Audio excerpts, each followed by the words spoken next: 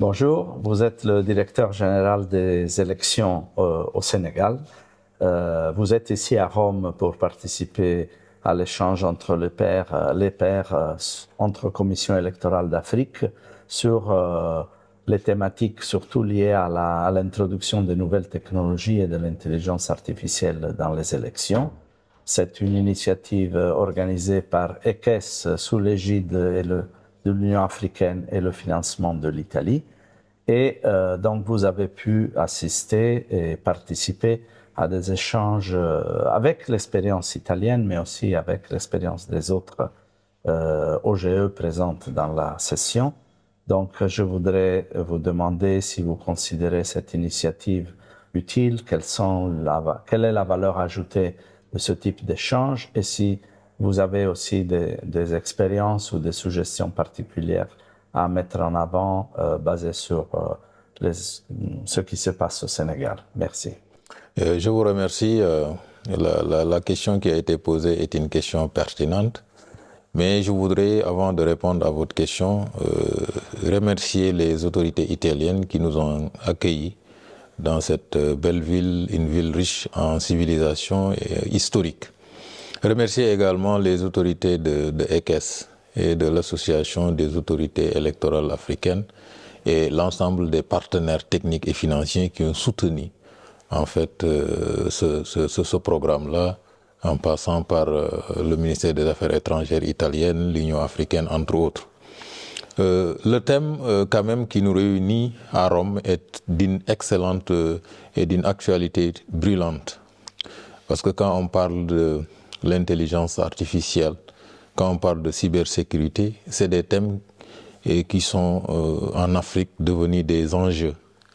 Et il faut que les OGE s'organisent pour essayer de voir comment pouvoir gérer donc l'utilisation de ces nouvelles techniques donc liées aux technologies.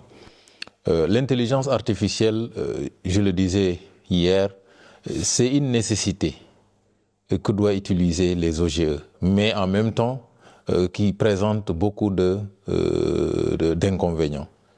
Et il appartient aux OGE de pouvoir voir comment gérer cette avancée de l'intelligence artificielle et l'adapter à nos réalités électorales.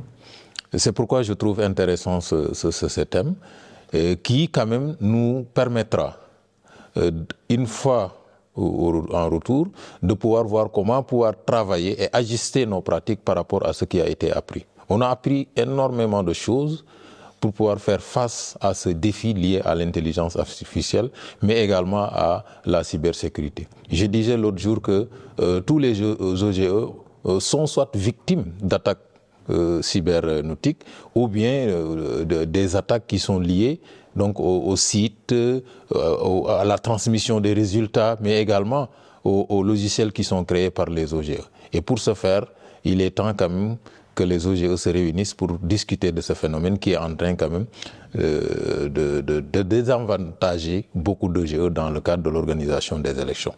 Maintenant, peut-être ce que je voudrais suggérer, c'est que ces formations-là puissent se faire beaucoup plus avec le personnel administratif.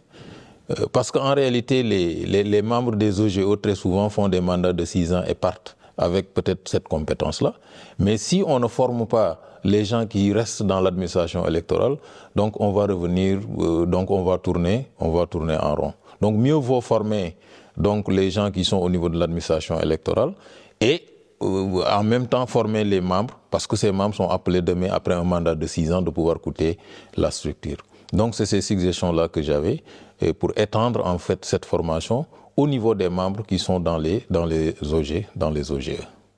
Merci beaucoup. Je vous en prie.